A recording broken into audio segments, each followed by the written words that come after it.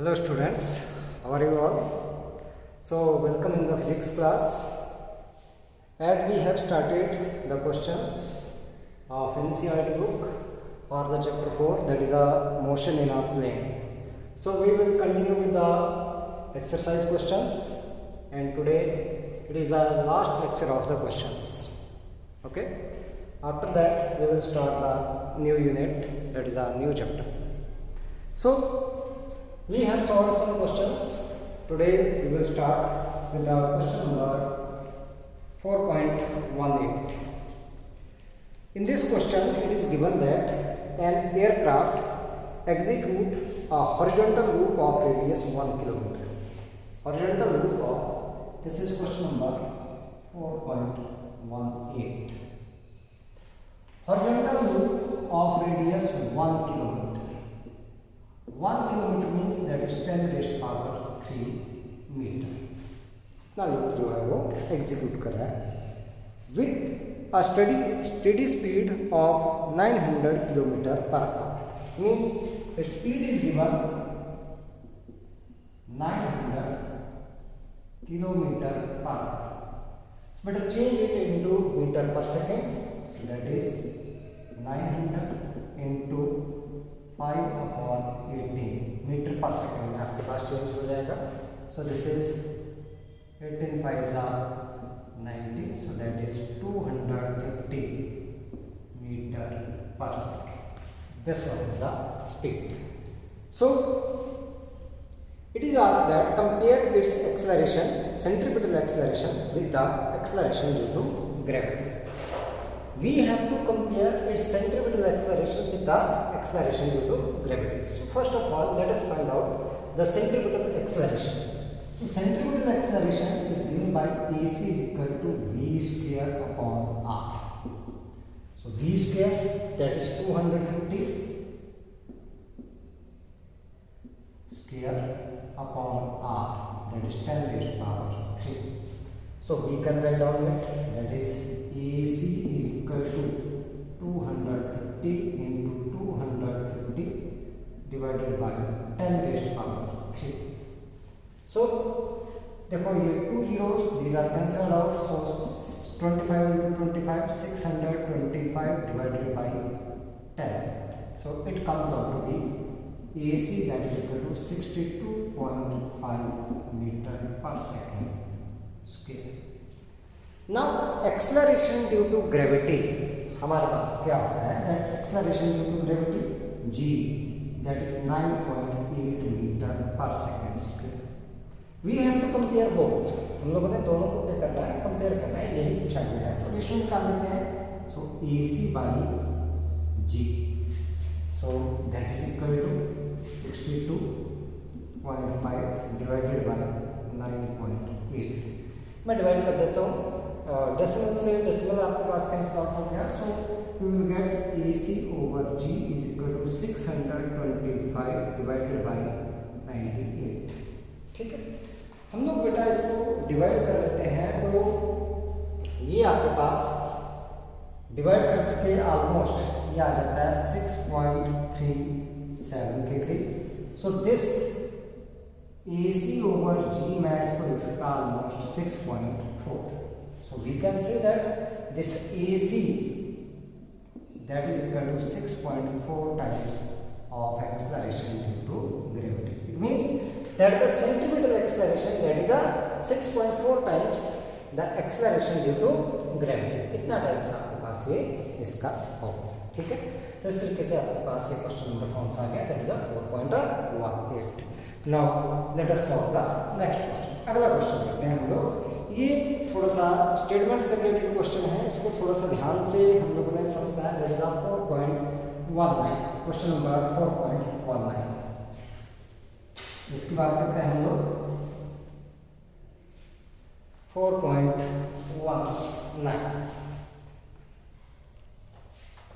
Read each statement below carefully and state with reason is it true और false. 4.19. A part पूछा गया. ए part ध्यान से समझे इसको. The net acceleration of a particle in circular motion is always along the radius of circle towards the center. ये बोला गया कि सर्कुलर पाथ में एक्सलरेशन जो है वो हमेशा किस साइड को होगा, it always act along the radius towards the centre.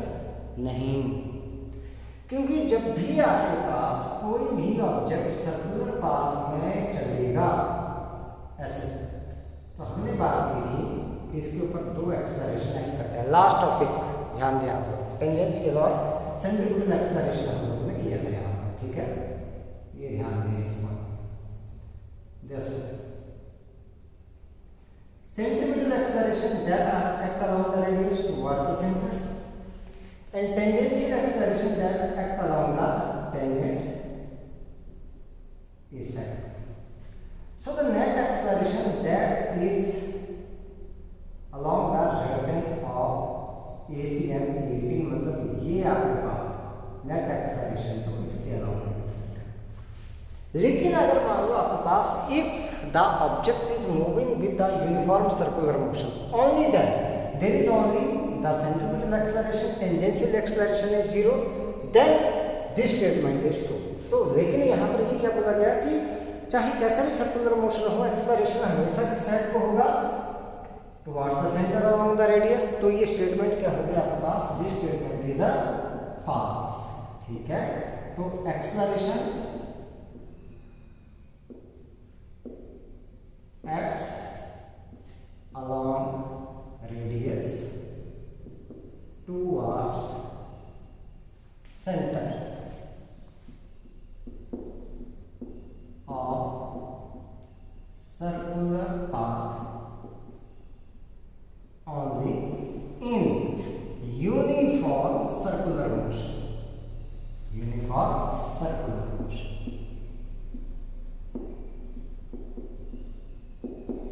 Second B part की बात करते हैं हम लोग। बी पार्ट में बोला गया है कि that the velocity vector of a particle at a point is always along the tangent to the path of the particle at that point, this is true. ये हमारे पास ट्रू है। देखो वेलोसिटी वेक्टर क्या होता है हमारे पास, velocity vector is always along the tangent, along the tangent to the path at a point। ये हमारे पास है। सी पार्ट की बात करते हैं हम लोग। सी पार्ट हमारे पास क्या पूछा गया है, the acceleration vector of a particle in uniform circular motion averaged over one cycle is a null vector. इसको देखते हैं, पहले समझेंगे और उसके बाद देखते हैं हम लोग कि ये क्या बोला गया है। मोशन दे दिया यूनिफॉर्म सर्कुलर मोशन, इसका मतलब एक्सलरेशन आएगा सिर्फ कौन सा, सेंट्रीपिटल एक्सलरेशन, ठीक है। सेंट्रीपिटल एक्सलरेशन आएगा तो centripetal acceleration uniform circular motion है, it means the magnitude of the velocity that is same, सिर्फ इसकी डायरेक्शन चेंज हो गई, तो it always act along the radius towards the centre. यहाँ जैसे मैंने ये बना दिया, यहाँ जैसे ये बना दिया, इस पॉइंट के ऊपर, इस पॉइंट के ऊपर ऐसे बना दिया और इस पॉइंट के ऊपर ऐसे। अब एक कंप्लीट साइकिल होगा, ये वेक्टर और ये वेक्टर दोनों अपोजिट हैं, इनका रिजल्टेंट 0, ये वेक्टर और ये वेक्टर क्या है, अपोजिट है और इक्वल है, इनका रिजल्टेंट 0। इसी तरीके से आपके पास इस पॉइंट के ऊपर और इससे बिल्कुल अपोजिट पॉइंट आपके पास यहाँ जैसे आ जाएगा, ठीक है, तो उनका रिजल्टेंट क्या हो जाएगा, 0 हो जाएगा। ऐसे में यहाँ जैसे बना दूँ आपके पास इस तरीके से और इस तरीके से, तो ये भी क्या हो जाएगा आपके पास 0। और एवरेज निकालेंगे अगर हम लोग इस एक्सप्लोरेशन की, तो एवरेज आपके पास निकल जाएगी 0 हो जाएगी। तो आपके पास क्या हो जाएगा, this statement that is also true because the magnitude of the centripetal acceleration that remains constant, but its direction is changing constantly with the time at every point. Hence, in one complete cycle or in one complete revolution, it is averaged to 0. इसकी जो value आ जाएगी आपके पास, average value किसके बराबर आ जाएगी, 0 के बराबर आ जाएगी। तो इस वजह से आपके पास ये स्टेटमेंट क्या होगी, आपके पास ट्रू होगी। कौन से, सी पार्ट जो आपसे पूछा गया है। ठीक है, तो इस तरीके से आप लोगों ने ये क्वेश्चन करना। अगली बात करते हैं हम लोग नेक्स्ट वन, क्वेश्चन नंबर 4.20। शायद हम लोग ने इस तरह का एग्जाम्पल किया था, लेकिन भी हम लोग क्वेश्चन करते हैं। ये जिन बच्चों ने नहीं समझा था वो फिर से देख लें इसको। 4.20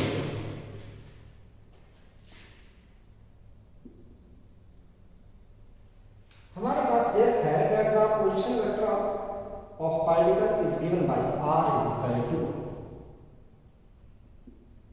दैट इज 3.0 ti माइनस 2.0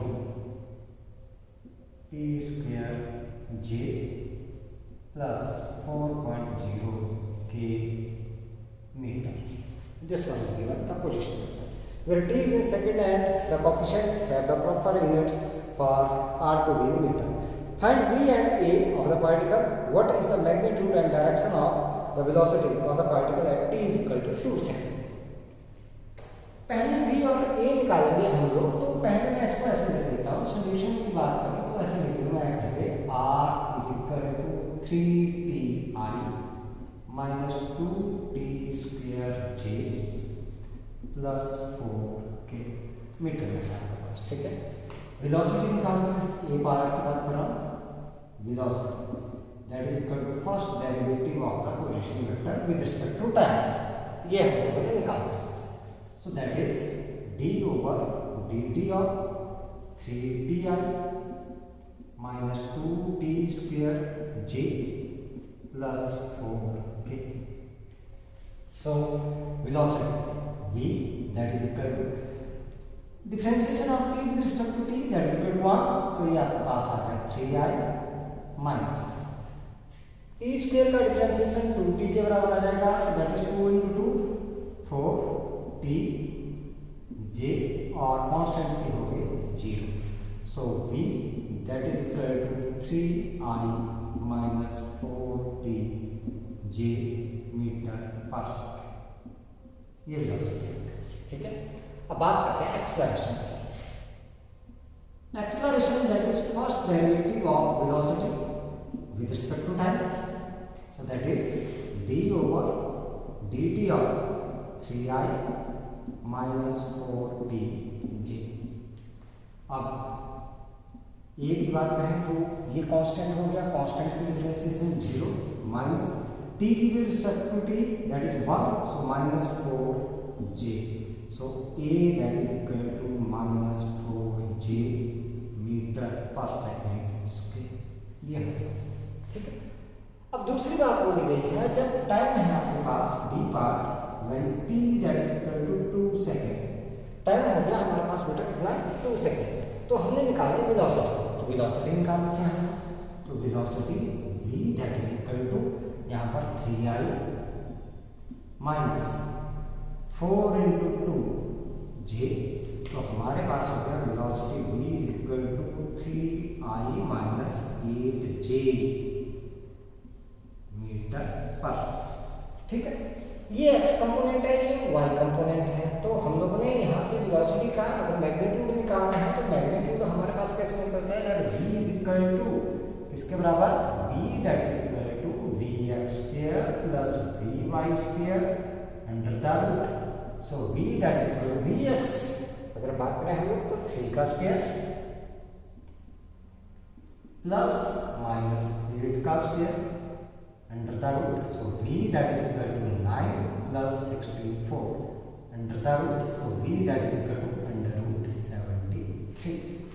73 का अगर हम लोग क्या करेंगे, यहाँ पर स्क्वायर रूट निकालें तो इसका आ जाता है 8.54 मीटर पर सेकेंड, क्या है इसका लेंथ। डायरेक्शन निकालनी हो तो डायरेक्शन हमारे पास निकलती है tan of theta that is equal to vy upon vx, so tan of theta vy बेटा देखिए अगर हम लोग तो है -1, और x है आपके पास bx that is equal to 3, so theta that is equal to tan inverse minus 8/3, या हम लोग बोल सकते हैं theta is equal to minus tan inverse 8/3। It means tan of minus theta that is equal to minus theta होता है, minus tan theta होता है, तो इसलिए हम लोगों ने ये लगाया। It means it makes angle theta tan inverse 8/3 with the x axis. इसका मतलब it makes this angle with the x axis in the downward direction. मतलब ये आपके पास अगर x एक्सिस है इस तरीके से, तो ये x एक्सिस है, तो ये एंगल बनेगा इस डायरेक्शन, इस साइड को वेलोसिटी आएगी आपके पास, ये वेलोसिटी इस साइड को एंगल बनेगा ये थीटा, इस तरीके से आपके पास है वेलोसिटी। ठीक है, तो ये क्वेश्चन आपके पास हो। नेक्स्ट 4.21 की बात करते हैं हम लोग। ठीक है, क्वेश्चन नंबर 4.21।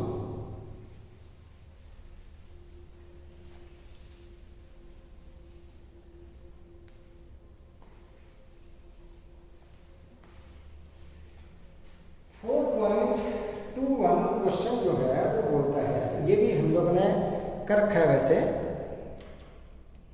अगर बात करें हम लोग 4.21, इस तरह क्वेश्चन दिया था। A particle starts from origin t is equal to 0 at t is equal to 0 second with velocity that is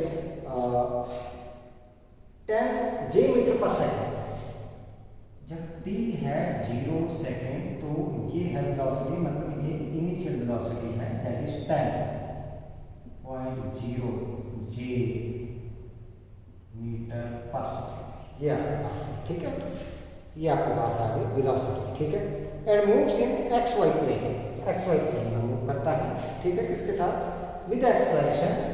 acceleration आपके पास दे रखा है कितना, 8i plus 2j, 8.0i plus 2.0j metre पर सेकेंड स्क्वायर। ठीक है, at what time is the x coordinate of the particle 16 meter? What is the y coordinate of the particle at that time? And what is the speed of the particle at that time? मतलब हम लोग ने time निकालना है जिसके ऊपर x coordinate जो है वो कितना हो जाए, ये 16 मीटर आ जाए, वो बात की बात है। पहले हम लोग यहाँ से ये कंपोनेंट निकालते हैं। ठीक है, तो हमारे पास सोल्यूशन की बात करते हैं। यहाँ से देखते हैं सोल्यूशन बेटा, u कितना दे रखा है दैट इज 0i में लिख लो इसको, प्लस 10j लिख लो मीटर पर सेकेंड। तो इसका मतलब ux तो हो गया 0 और uy आ गया 10 मीटर पर सेकेंड, ये आपके पास है। ठीक है, x और y कंपोनेंट में मैंने इसको तोड़ दिया। अब बात करते हैं हम लोग इसकी a की बात करते हैं। a ये दे रखा है, तो a है आपके पास 8i प्लस 2j मीटर पर सेकेंड स्क्वायर। तो यहाँ से अगर मैं देखूँ तो ax कितना है 8 मीटर पर सेकेंड स्क्वायर, और ay आपके पास है 2 मीटर पर सेकेंड स्क्वायर के बराबर। अब यहाँ से हम लोगों ने क्या निकालना है, we have to find out a part की बात करते हैं कि that is the time at which the x coordinate is 16 metre. Time निकालना है तो हमें पता है x is equal to u x t plus half A x t square. ये आपके पास question distance that is equal to s is equal to u plus half a t square. तो x की तरफ को लगा दिया हम लोगों ने, ये है 16 U X 0 into T plus half A X 8 into T square. So 16 is equal to, ये 0 हो गया, यहाँ से आएगा 4 टी स्क्वायर, 4 को जाएगा। So T square that is equal to 4, so T that is equal to 2 second. Time आ गया 2 सेकेंड। इसी टाइम के ऊपर हम लोगों ने निकाला कौन सा, y कोऑर्डिनेट। तो y कोऑर्डिनेट निकालते हैं। So y is equal to you Y T plus half A Y T square. This we have to find out. So find out this one. Y is equal to uy U Y कितना है बेटा 10, देखो 10 into T कितना है 2 plus half A Y आपके पास है 2, T square 2 का square, इस 2 से 2 कैंसिल, 10 2 से 20, so y is equal to 20 plus 4, so that is equal to 24 metre. ये हमारे पास आ गया। अब दूसरा पार्ट इसमें क्या पूछा गया है, we have to find out the speed of the particle. यही हम लोगों से पूछा गया कि क्या निकाला है हम लोगों ने, we have to find out the what is the speed of the particle at this time, मतलब इस टाइम के ऊपर स्पीड निकालनी है हम लोगों ने। स्पीड निकालनी है अगर हम लोग यहाँ तो स्पीड निकालने के लिए एक्स कंपोनेंट निकालना पड़ेगा, वाई कंपोनेंट निकालना पड़ेगा और उसके बाद हम लोग उसका मैग्नीट्यूड निकालेंगे। सो पहले करते हैं हम लोग V X, that is U X plus A x T. So V X U X हमारे पास 0 प्लस ए एक्स है कितना 8 into T 2, so V X that is equal to 16 metre पर सेकेंड। एक कंपोनेंट नहीं मिलता हमारे पास एक्स कंपोनेंट। अब बात करते हैं कौन सी, वाई कंपोनेंट की, that is equal to you y plus a Y t. तो इसको निकालते हैं हम लोग।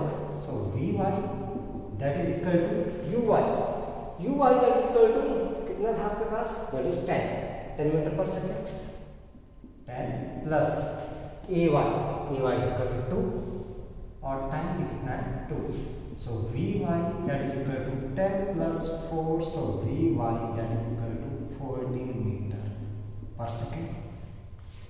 अब हमसे सिंपली मैग्नीट्यूड पूछा गया तो सिंपली मैग्नीट्यूड निकालना, v that is equal to v x square plus v y square under the root. So v that is equal to that is 16 का स्क्वायर प्लस 14 का square under the root. So v that is equal to 256 plus 196 under the root. So v that is equal to 6 12 और 14 और 15 4 और 152 का square root और इसका square root आ जाएगा 21.26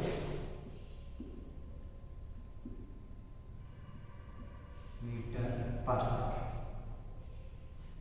this one is the speed of the particle at time t is equal to कितना 2 second के ऊपर। ठीक है, तो इस तरीके से हम लोग क्या कर लेंगे, ये स्पीड जो है वो हम लोग निकाल सकते हैं। ठीक है, अगला क्वेश्चन देखते हैं हम लोग बेटा। नेक्स्ट क्वेश्चन हमारे पास थोड़ा सा अलग तरीके का है, दैट इज 4.22 की बात करते हैं हम लोग।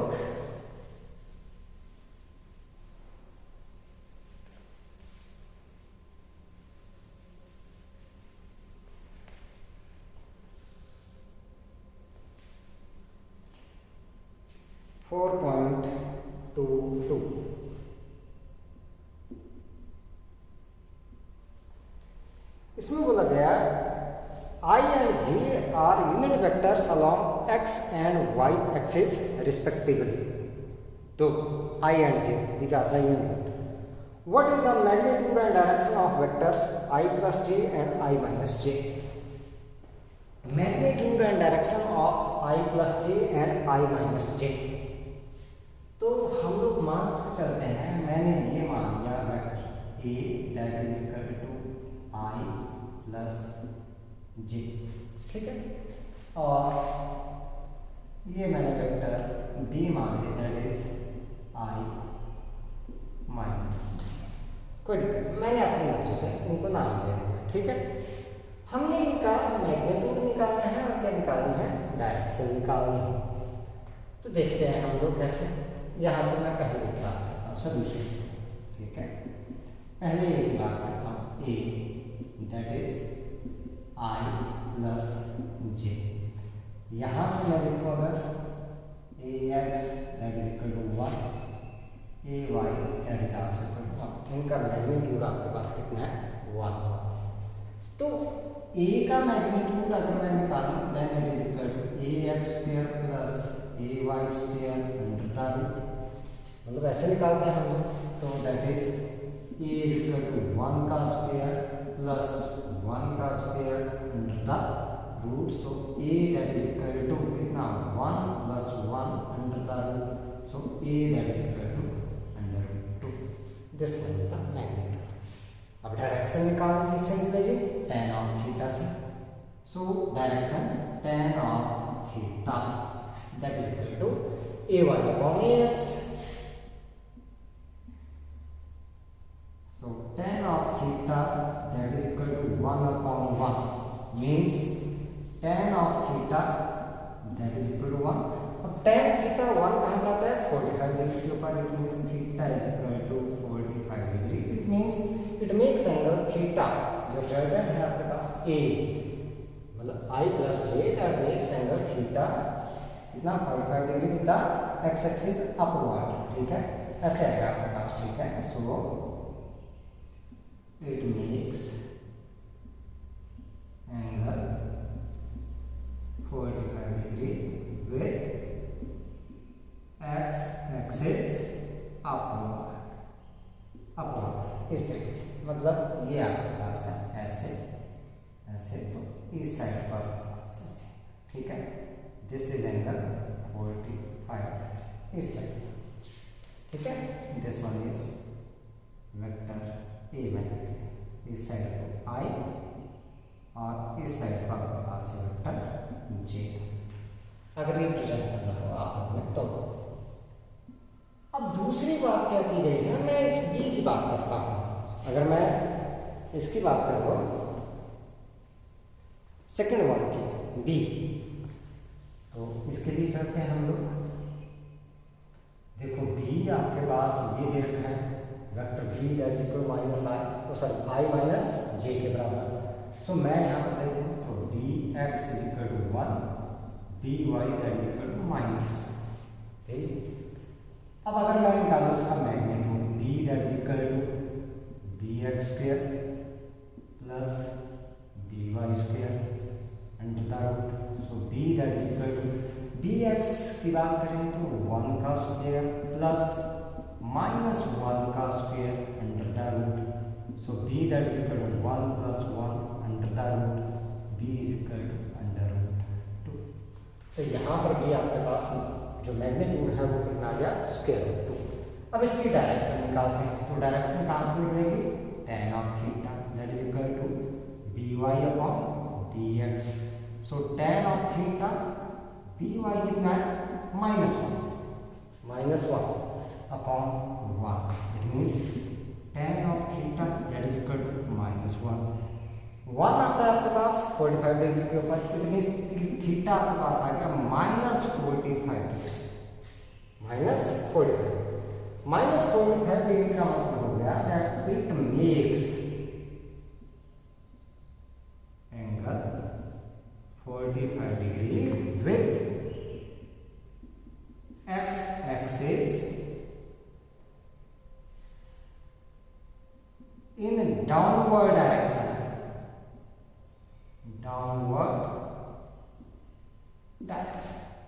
ऐसे ये आपके पास इस साइड को तो आ गया आई, इस साइड को आ गया ये माइनस, क्योंकि नेगेटिव वाई एक्सिस की तरफ को आएगा। तो ये आपके पास आ गया राइट एंगल डी और ये एंगल आपके पास आ गया कितना 45 डिग्री। तो नीचे की तरफ को बन गया आपके पास कितना एंगल 45 डिग्री। अब एक चीज और पूछी गई है यहाँ पर, उसकी बात करते हैं हम लोग कि हमने क्या निकाला है that what are the components of vector a is equal to 2i plus 3j along the direction of i plus j and i minus j।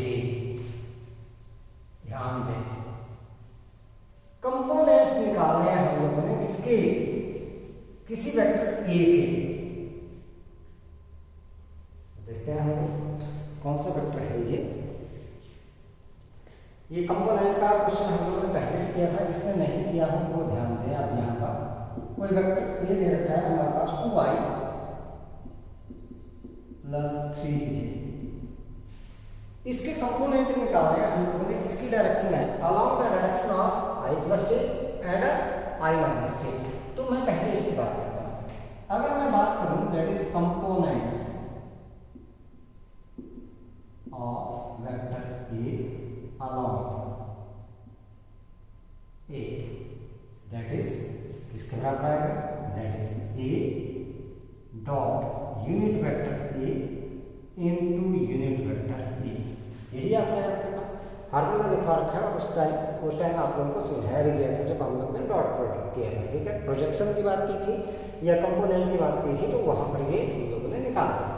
तो इसका मतलब पहले इसका यूनिट वेक्टर निकालना पड़ेगा। तो यूनिट वेक्टर के लिए पहले इसका मैग्नीट्यूड निकालना पड़ेगा। तो मैग्नीट्यूड निकालेंगे इसका तो क्या आ जाएगा आपके पास? दैट इज 1 का स्क्वायर प्लस 1 का square that is equal to 1 plus 1 under the that is equal to under root 2। So ये हमारे पास आ गया इसका magnitude. So unit vector of a that is equal to vector upon its magnitude. Vector upon its magnitude की बात करें तो वेक्टर है आपके पास किसके बराबर? i plus j upon this is root 2। अब पहले निकालते हैं a dot vector a dot a है आपके पास 2y plus 3j dot unit vector की बात करें तो i plus j upon root 2। यहाँ से इनका डॉट प्रोडक्ट निकालें तो y का कंपोनेंट i से मल्टीप्लाई होगा, फिर j का j से होगा। तो मेरे पास ये आ गया कितना? 2 प्लस 3 अपॉन रूट 2। तो ये आपके पास आ गया 5 upon root 2। This so therefore the component of a along with this one that is a dot a into unit vector a that is equal to 5 upon root 2 into ये unit vector that is I plus j upon root 2। तो हमारे पास ये किसके बराबर आ गया? that is equal to 5 by 2 ये I plus j। This is the component of vector a along the direction of I plus j। अगर मैं निकालना चाहूँ यहाँ पर क्या component of a in the direction of b that is I minus j, तो इसको भी निकालते हैं, कोई दिक्कत नहीं है। सो यहाँ पर देखते हैं हम लोग कैसे आएगा along the direction of b component of a along this one vector b is equal to vector a unit vector b into this। तो पहले निकालो magnitude of b that is 1 का स्क्वायर प्लस माइनस 1 का square under the root. So that is equal to 1 plus 1 that is equal to under root 2। ये हमारे पास। अब therefore unit vector b that is equal to vector upon its magnitude। वेक्टर है किसके बराबर? I minus j upon root 2। तो पहले निकालते हैं a dot b। a dot b a किसके बराबर है? That is 2i plus 3j dot b unit vector ये है I minus j upon root 2। So this comes out to be 2 minus 3 plus minus minus upon root 2 that is equal to minus 1 upon root 2। So therefore component निकालना इसका a dot b into unit vector b that is minus 1 upon root 2 into unit vector b under root 2। तो ये आपके पास आ जाएगा minus 1 1/2 I minus j. This one is the component of A along the direction of B. इस तरीके से हम लोग इसको निकाल सकते हैं, ठीक है। तो ये आपके पास दूसरा। अब अगले क्वेश्चन की बात करें अगर हम लोग, नेक्स्ट वन 4.23। देखो इसमें बोला गया है आपके पास, अगर क्वेश्चन की बात करें हम लोग कि that for any arbitrary motion in space, 4.23 की बात करें अगर हम लोग, for any arbitrary motion in space which of the following relations are true. 4.23 ये है हमारे पास V average is equal to 1/2. This is VT1 plus VT2, मतलब V1 plus V2। ये एवरेज वेलोसिटी हमारे पास V average is equal to U plus V divided by 2 हम लोगों ने तब निकाला था when there is a uniform acceleration. So for arbitrary motion this is not true. So it is only true for the uniformly accelerated motion. B की बात करें, ठीक है, तो ये इस arbitrary motion में ये क्या होगा आपके पास, this one is not true, मतलब ये क्या हो गया इस केस में false हो गया इस केस में arbitrary motion, ठीक है। तो हमने ट्रू निकाला V average that is equal to किसके बराबर RT2 minus RT1 displacement upon time T2 minus T। ये हमारे पास this is a displacement upon time, this is true, ये ट्रू है हमारे पास, दिस इज ट्रू। ये आता है डिस्प्लेसमेंट पर टाइम।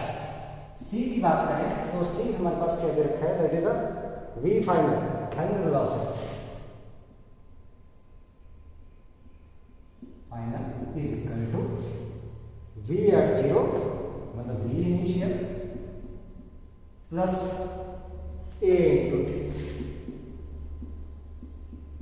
ये कब है, this relation is only when the acceleration is a uniform. तो आर्बिट्रेरी में ये क्या हो गया, this one is false, arbitrary motion. D की बात करें हम लोग, RT is equal to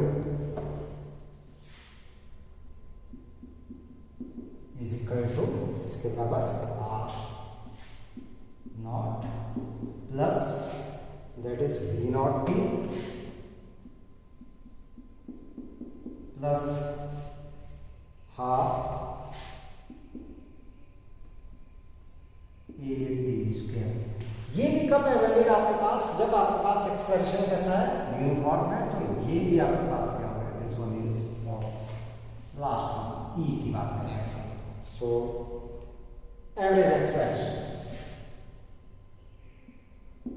that is equal to VT2 minus VT1 upon T2 minus T1। This one. It is true for the arbitrary motion।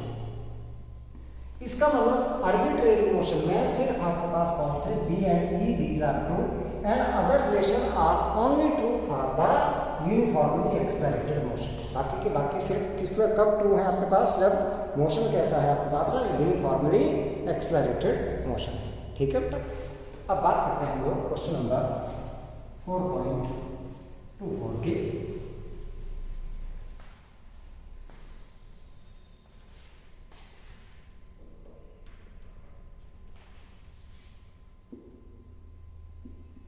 This one 4.24 read each statement below carefully and state with reason and example if it is true or false। A scalar quantity is one that is conserved in a process। मतलब scalar quantity वो हो गई जो कि आपके पास क्या है, कंजर्व्ड इन अ प्रोसेस। नहीं, ये क्या हो गया, false, because mass can be converted into energy.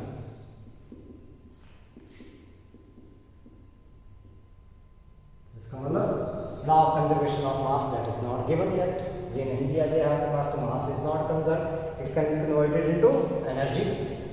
दूसरा आपके पास एनर्जी भी कई बार कंजर्व नहीं होती है, आप लोग इनइलास्टिक कोलिजन पढ़ोगे तो काइनेटिक एनर्जी उस केस में कंजर्व नहीं है आपके पास, तो स्केलर क्वांटिटी आपके पास है, जरूरी नहीं है कि क्या हो conserve. Can never take negative values, नहीं, ये भी क्या है, फॉल्स। देखो जो पोटेंशियल एनर्जी है, potential energy can be negative, potential energy can be negative, और एनर्जी पोटेंशियल एनर्जी तो आपके पास क्या है, it is a scalar quantity, तो इसका मतलब स्केलर क्वांटिटी की नेगेटिव वैल्यू हो सकती है। ये क्या बोल रहा है कि भाई स्केलर क्वांटिटी का भी तो कोई नेगेटिव वैल्यू हो ही नहीं सकती है, तो इसका मतलब ये भी स्टेटमेंट क्या आ गई, फॉल्स आ गई। सी आपके पास क्या बोला गया है कि दैट मस्ट बी डायमेंशनलेस, नहीं, ये तो बिल्कुल सरासर देखो फॉल्स लग रहा है, this one is false because most of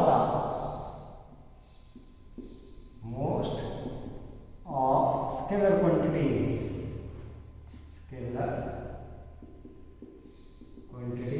have dimensions,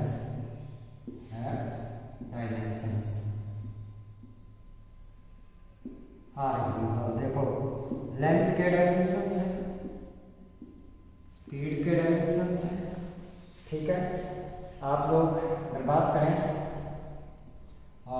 density है, उसके डायमेंशंस हैं आपके पास, वर्क है उसके डायमेंशंस हैं, फ्लक्स है, कोई सा फ्लक्स है उसके डायमेंशंस हैं, एटसेट्रा।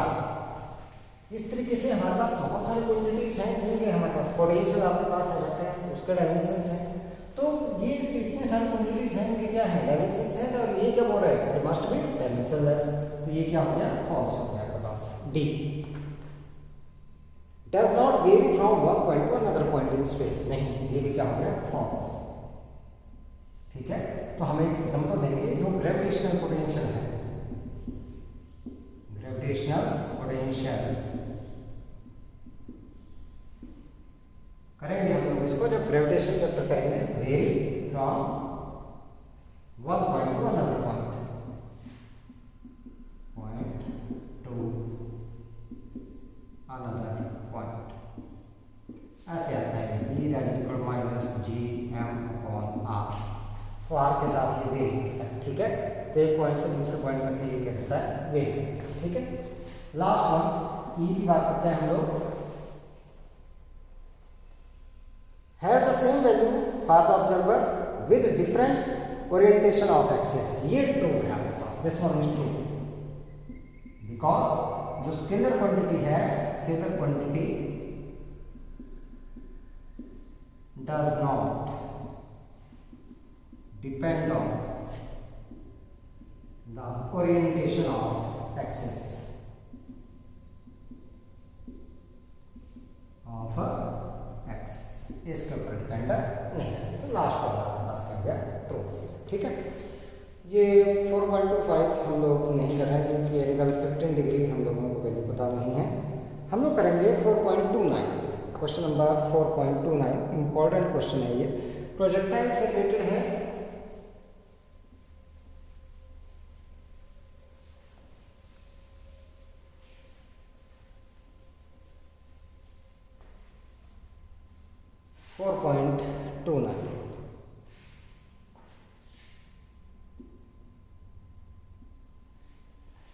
देखते हैं हम लोग इसमें क्या है आपके पास। इसमें बोला गया है कि that the bullet fired at an angle of 30 degree with the horizontal hits 3 kilometre ground that 3 kilometre away by adjusting the angle of projection can one hope to hit a target 5 kilometre away assume the muzzle speed to be fixed and neglect air resistance। 30 degree के ऊपर अगर हम लोग fire करें तो range horizontal range दे रखी है 3 kilometre, जब थीटा है 30 डिग्री, हम लोग यहाँ से निकाल लेते हैं भाई, इसमें रेंज हमारे पास r equal to u square over g sine of 2 theta, ये है 3 kilometre that is equal to square over g sine of 2 into 30 degree. ठीक है, so 3 is equal to u square over g sine of 60 degree. 3 is equal to u square over g into √3/2। ठीक बेटा, तो you square over जी निकाल लिख लो मैं यहाँ पर, जाएगा 6/√3 is equal to u square over g. So u square over g that is equal to, मैं इसको रेशनलाइज कर दूँ, 6/3 ये √3। ये यू स्क्वायर ओवर जी आता है maximum, r maximum, that is u square over g maximum horizontal range, that is given by 2√3। तो हमारे पास ये हो गया मैक्सिमम हॉरिजॉन्टल रेंज। तो r maximum that is equal to कितना आ गया, ये this one is 2 into 1.732 means r maximum that is equal to 4, 6, 14 kilometre. इसका मतलब नजर speed is constant, so maximum horizontal range तो यही आ रही है उस स्पीड से। तो टारगेट है 5 किलोमीटर दूर के ऊपर, तो क्या उसको ये हिट कर पाएगा एंगल को एडजस्ट करने के साथ? नहीं कर पाएगा, क्योंकि 45 डिग्री के ऊपर क्या आएगी आपके पास, यही रेंज आ रही है maximum. So the bullet this one that is it can never hit the target, it can never hit the target at distance 5 kilometre our. ठीक है, बाई एडजस्टिंग द एंगल को एडजस्ट करने के साथ जो है ये हीटर नहीं कर पाएगा इसको। ठीक है बेटा, तो हम लोगों ने ये जो चैप्टर है ये कर लिया है। तो हम लोग अगले लेक्चर में अगला चैप्टर स्टार्ट करेंगे। तो इसके क्वेश्चंस आप लोगों ने कुछ जो एक्सरसाइज के बचे हैं उनको ट्राई करना है, आप लोगों ने कुछ क्वेश्चंस जो हैं वो ट्राई करना है जो डिस्प्लेसमेंट और डिस्टेंस से रिलेटेड या फिर आपके पास स्पीड और वेलोसिटी से रिलेटेड क्वेश्चंस दे रखे हैं उनको आप लोगों ने सॉल्व करना है। ठीक है, बाकी हम लोग कुछ क्वेश्चंस बचे हैं वो बाद में करेंगे जब हम लोग आमने सामने मिलेंगे। ठीक है, so till then hope for the best. Thank you and have a nice day.